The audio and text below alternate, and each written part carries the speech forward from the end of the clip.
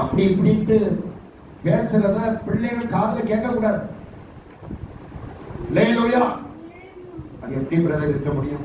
அவர் ஜாக்கிய போட்டு தூக்குனார்னா 100 degree சென்டிகிரேட்ல temperament கொதிச்சுச்சுன்னா அந்த நேரத்துல AK-47 மாதிரி டப் டப் டப் டப்னு ஃபயர் பண்ணுறேன்னு எப்படி பிரதர்? நான் அந்த காலத்துல இருந்தே நான் அப்படிதான் இருக்கேன். கல்யாணம் ஆகிறதுக்கு முன்னாடியே அப்படித்தான், இப்பவும் அப்படித்தான். மாத்தணும் பிரதர், நீங்க மாறணும். நம்ம பிள்ளைகளுக்கு இடரெல்லாம் இருக்குது. நாம அவர்களுக்கு முன்பாக என்னதான் நமக்குள்ள கருத்து வேறுபாடுகள் இருந்தாலும் அந்த பெட்ரூம்ல பிள்ளைகளுக்கு முன்பாக கண்டாமனா சண்டை போடுறது பேசுறதுலாம் வச்சுக்க கூடாது. தனியா போய் நமக்குள்ள இந்த கருத்து வேறுபாடு இருக்கக்கூடாது. நம்முடைய பிள்ளைகளுக்கு எந்த இடரெல்லாம் இருக்கக்கூடாது. அதே போல கணவனுக்கு செலுத்த வேண்டிய கணத்தை மனைவி செலுத்துறத பிள்ளைகள் பார்க்கணும். பிள்ளைகள் பார்க்கணும். ஆமே. நீங்க காலையில் இருந்து ஜெபம் பண்றத உங்க பிள்ளைகள் பார்க்கணும். நீங்க பைபிள் வாசிக்கிறத உங்க பிள்ளைகள் பார்க்கணும். ஆமே. அவங்களுக்கு தெரியணும், எங்க அப்பா காலை நேரத்துல எழுப்பி ஆண்டவரோட உறவு கொண்டு இருப்பார், பைபிள் வாசித்துட்டு இருப்பார். அவங்க திருமணமாகி அவங்க தனிய வாழ்க்கை அமைக்கும் போது அப்பதான் அவங்க அந்த காரியத்தை செய்வாங்க. நீங்களே உங்களுக்கு காரியத்துல அவங்க செய்யாம பிள்ளைகளுக்கு போய் எப்படி போதிக்க முடியும்? சிகரெட் குடிக்கிற நீங்க உங்க பிள்ளைகளை பார்த்து ஸ்மோக் பண்ணாதன்னு சொல்ல முடியுமா? நீங்க கொஞ்சம் இடரலா இருக்கிறீங்களே.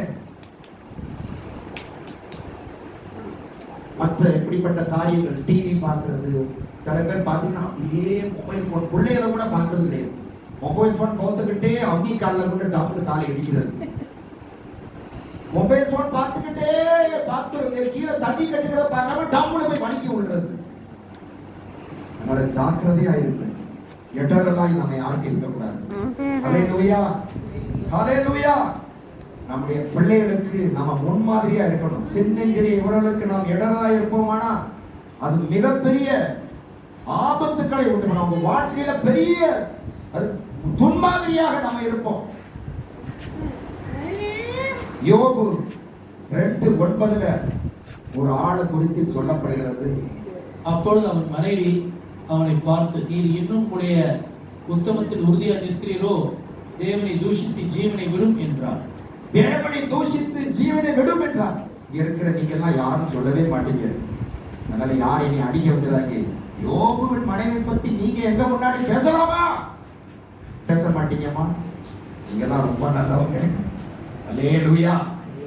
எப்பொழுதும் அப்படியே இருக்க. அதனால நெருக்கங்கள் வரும்போது, பிரச்சனைகள் வரும்போது இன்னும் ஊழியர் ஓடுறீங்க, இன்னும் அந்நிய பாஷையில துதிக்கிறீங்க, ஜெபம் பண்றீங்க, பைபிள் வாசிக்கிறீங்க, இந்த பிரச்சனைகளா இருக்கு. பேங்க் பேலன்ஸ் எப்படி இருக்கு? உன் பிள்ளைகளுக்கான எந்தெந்த நகையை சேர்த்து வச்சிருக்கீங்க?